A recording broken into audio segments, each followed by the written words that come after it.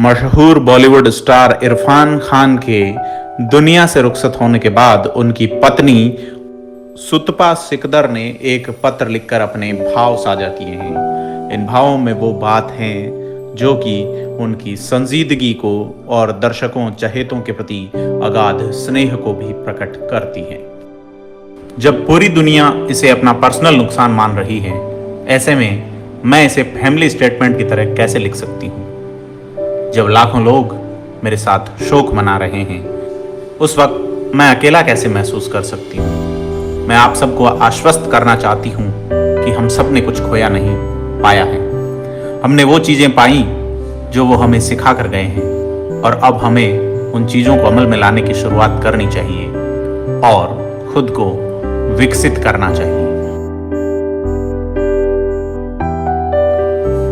मैं उस खालीपन को भरना चाहती हूँ जिसके बारे में लोगों को पता तक नहीं। ये हमारे लिए अविश्वसनीय है, लेकिन मैं इसे इरफान के शब्दों में कहूँ तो ये जादुई है। भले वो वहां हों या नहीं, और यही उन्हें पसंद भी था, वो कभी एक आयामी असलियत के प्रेमी नहीं रहे। मुझे उनसे सिर्फ एक शिकायत है कि उन्होंने मुझे जीवन भर के लिए बिगाड़ दिया। उनकी परफेक्शन की कोशिशें मुझे किसी भी साधारण चीज को स्वीकार नहीं करने देंगी। एक संगीत था जो उन्हें हर चीज में सुनाई देता था, हल्ले गुल्ले और कोलाहल के बीच भी। मैंने उस संगीत की धुन पर नाचना और गाना सीख लिया।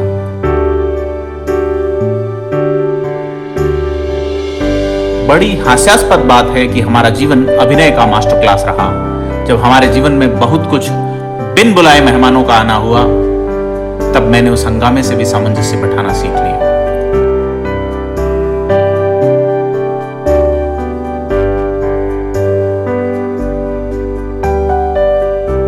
डॉक्टरों की रिपोर्ट्स किसी फिल्म की स्क्रिप्ट की तरह होती थी। मैं चाहती थी कि वो परफेक्ट हों, इसलिए मैं हर ब्यौरे को ध्यान से पढ़ती ताकि उन चीजों से कुछ चूक न जाऊं जो बातें वो अपनी परफॉर्मेंस में ढूंढते थे।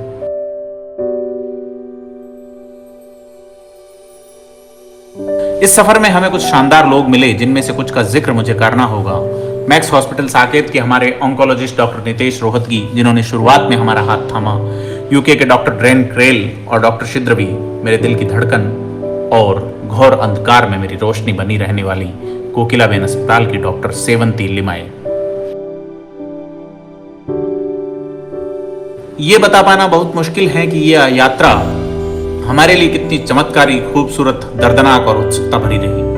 हमारे 35 साल के साथ में पिछले 2 साल एक अंतराल की तरह थे, जिसकी अपनी अलग शुरुआत, मध्य और अंत रहे।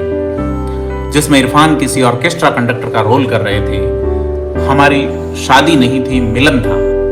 मैं अपने छोटे से परिवार को एक नाव में बैठा देखती हूँ। मेरे दोनों बच्चे बाबिल और अयान उसे खेते हुए आगे बढ़ते हैं। इरफान उन्हें गाइड करते हुए कहते हैं, वहां नहीं, यहां से मोड़ो। लेकिन चूंकि जीवन सिनेमा नहीं है, यहाँ कोई रीटेक नहीं होता, मैं पूरे मन से चाहती हूँ कि मेरे बच्चे अपने पिता के मार्गदर्शन को दिमाग में रखते हुए अपनी हर नाव, हर तूफान से बीच से लेकर निकलें।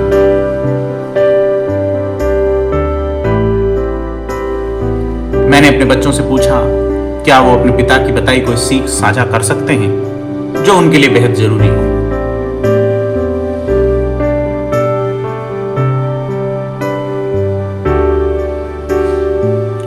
बाबिल ने कहा, खुद को अनिश्चितता के हाथों में सौंप दो और ब्रह्मांड में अपना यकीन बनाए रखो।